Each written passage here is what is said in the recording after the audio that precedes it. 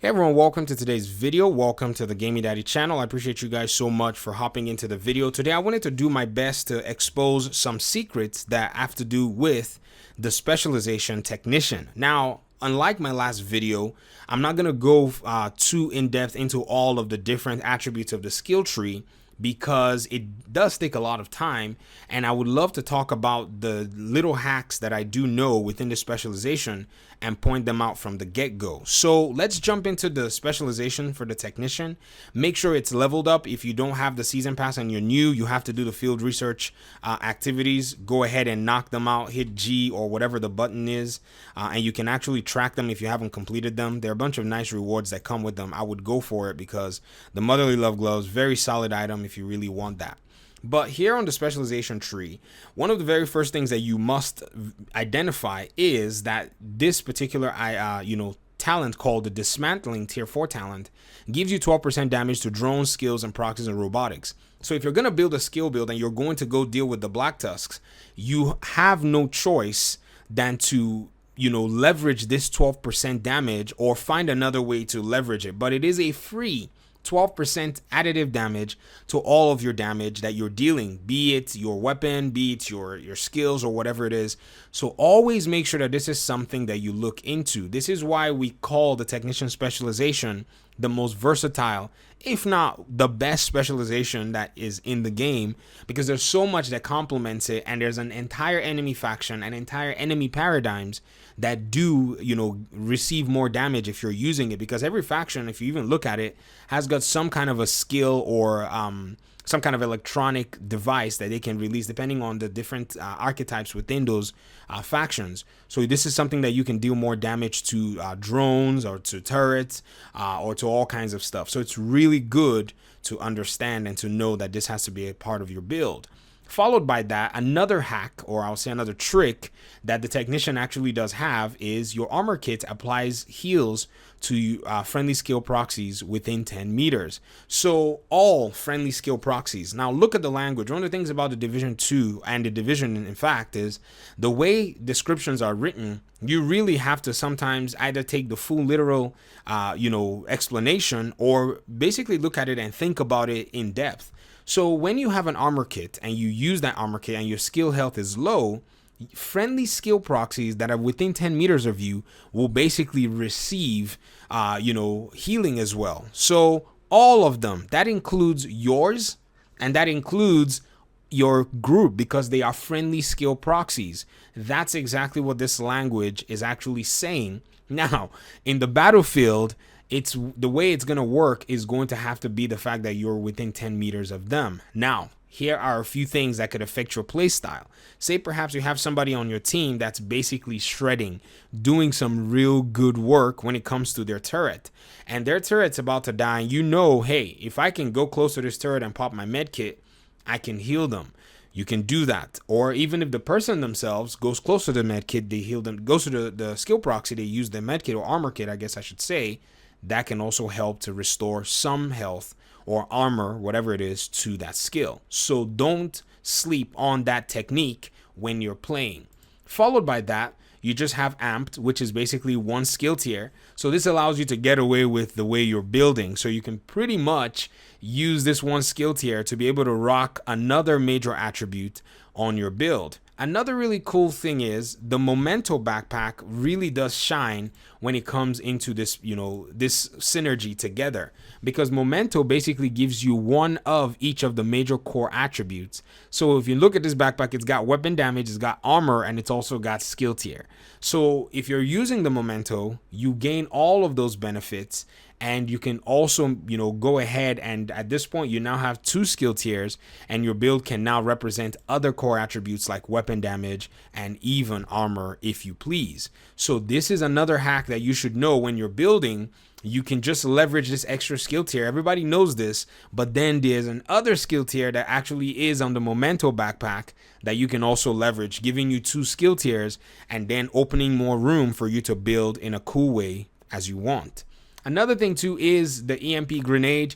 The Emp Grenade is not as effective as I would love for it to be. So ideally, don't use it to try to damage enemy NPCs use it for proxies and skill proxies of enemies. If you can catch a warhound, you can disrupt it for a very, short amount of time, but it doesn't really last too long. Another really cool hack that you will notice with this technician specialization is the Artificer Hive. And in many cases it's hard to have somebody running this because many people really want to run multiple build variations. But if you're a support player and you want to run a very good skill support build, the Artificer Hive is basically your go-to. Now, this hive sends out micro-electro booster drones that expand themselves to increase allied skill efficiency and refreshes their duration. Periodically releases a drone while holstered, and this drone affects only your skills. Now, this is basically going to be granting skill efficiency to your team in that sense. And one of the really cool things is the skill efficiency is also applied to, basically the skills that are allied basically to you, so your teammate skills and also your skills as well. And again, a hack is to use if you want to improve your skill efficiency, which skill efficiency is a constitution of, I think, skill cooldown, skill damage, and another skill stat I can't really remember. And so if you want to basically complement that, you can use the Memento backpack, which gives you 5% skill efficiency. And if you're picking up the Memento trophies, you're adding additional skill efficiency to your damage or to your healing or whatever it is you're using your skills for. This really does change the game for you. So that is a kind of an insider thing, or something you have to kind of maybe look at a little bit more closely. Probably not a big secret, but it's something that I wanted to point out in this video. And then we've now reached this particular aspect. This is this is what we call I think it's called the tactician, or there's a talent that they call it, or something like that. But this is basically one difference that the technician specialization has from the other specializations. Over here, there is basically a way to change up these two skill attributes. So one of them is called Overclock CPU. The other one is called Enhanced Diagnostics. They pretty much grant the same I would say percentage, but it's percentage given towards different skill tasks. One of them, Overclock CPU, is for skill damage, and the other one, Enhanced Diagnostics, is for skill healing. If you make a build and save that, that loadout, what will happen is the loadout's gonna save with whichever of the mods you have spec'd, because you can come here, you can respec a mod, and then you can use those credits to then respec an element, so that way you only have one or the other. So you can respec this particular one here, and that's pretty much, kind of what happens there. So you upgrade it, and now I have 10% skill healing. One really cool trick, if you want to, do a build where you want some healing or whatever it is to make sure that you're saving your loadouts with the one that you need. Now, this, in my opinion, is not a fun design aspect, to be honest, but I can see how, because healers are capable of doing some really good damage if they really build well, I think they probably put this as a stopgap to not allow for both of them to be active at the same time. So this is something you have to pay attention to. If you switch specializations, or maybe you can't switch because you're in combat and you don't have, your team needs a healer and you guys are in a lot of trouble, then note that you're not going to have as much efficiency. But at that point, though, all you guys need is a healer, and 10% may or may not make a difference depending on the kind of trouble you guys are in. So that's something that you need to notice. And then other aspects is basically Faraday field talent. This one says party members within 5 meters of your deployed and undisrupted skills are immune to shock and disrupt. Technomancy, you gain 15% bonus armor while aiming a skill. I'm not a fan of this, but it is what it is. And then your pulse, your vital protection, you get 50% pulse resistance, which is available on every specialization.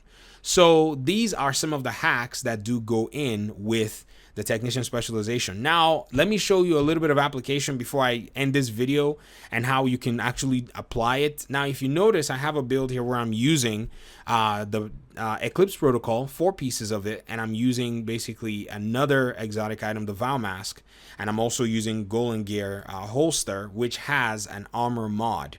And this is the one that I got that rolled max, so I had to basically improve my status effects. And this was before they introduced the optimization station. That's when I rolled it. Now, if you notice, I still have 6 skill tiers because, like I showed you guys, I'm gaining an extra skill tier from you know, this specialization that I'm using. And so I will complement my entire build in a way that does work. And now if I were to go and design and spec in this technician specialization, enhanced diagnostics doesn't work. Instead, what I need is to use overclock CPU, where I get 10% skill damage. So these are some of the things to, you know, make sure you're paying attention to. Other things too that you also can take into consideration is weapon talents like Future Perfect. Future Perfect, or whatever it is they call it, is a weapon that does carry another talent that gives you an overclock, that gives you overcharge pretty much. And let's look at it. Okay, let's check this out. Let's just talk about mechanical animal. Mechanical animal is a weapon that pretty much is a named weapon that has the perfect talent. So it's called Future Perfection, and your weapon kills grants you 1 skill tier for 19 seconds and stacks up to 3 times. Skill kills at skill tier 6 grants you an overcharge for 15 seconds. So because you are skill tier 6, you have the opportunity, if you take out an enemy NPC with your skills, to gain overcharge. Overcharge pretty much improves your skills by a huge percentage, and this is something really cool. If you notice, skill tier 6, I have all this stuff here, and then if my mod goes into overcharge, I pretty much, if I'm using the fire starter, I'm gaining a bunch more in terms of burn radius. So rather than 30% burn radius, if I was using the fire starter, I get 135. Rather than 60% burn duration, I go to 100%. And so that's actually pretty cool in the way that works. That's a huge boost for some skills. So if you can build to actually achieve overcharge, that's a very commendable way to go. Another way that you can try for overcharge is by using the BTSU gloves, which in conjunction with the Artificer Hive, remember I showed you guys the Artificer Hive, which is basically the mod that comes with this. You can from time to time try to grant your team overcharge by destroying your hive while using the Black Tusk gloves, the BTSU data gloves, which has transference overclock, and this grants you 15% hive skill haste per skill tier. So already this is bringing your hive to come back really quick. So even though you say, oh, I don't want to destroy my hive, well, you have a very good skill cooldown for it. And then detonating your hive refreshes your cooldowns and grants overcharge for 15 seconds. If at skill tier 6, this also affects this effect also applies to all allies. Allies receiving this effect are unable to benefit from it again for 120 seconds. So pretty much all your friends, if they're skill tier 6 and they're running with you, they all get overcharge as well with a 2-minute cooldown. But you, on the other hand, I think the effect pretty much works for you once the cooldown is actually ready again to go, and once you have a hive. So there's a weird play style that goes with it, but anybody that can actually run it very well is usually an MVP in a group. And people do feel the difference because their skills just begin to just shred and chew out any kind of enemy NPC. But that's pretty much what I wanted to share with you guys today. I wanted to go ahead and just do some hacks and do something about with the specialization. So thank you for the person who suggested that I do this. I was actually going to go sequentially, but if you do have a request for me to do any of them and talk about them in depth, let me know in the comment section. Thank you once again for your time and audience. Hopefully we'll see in another video. Peace out.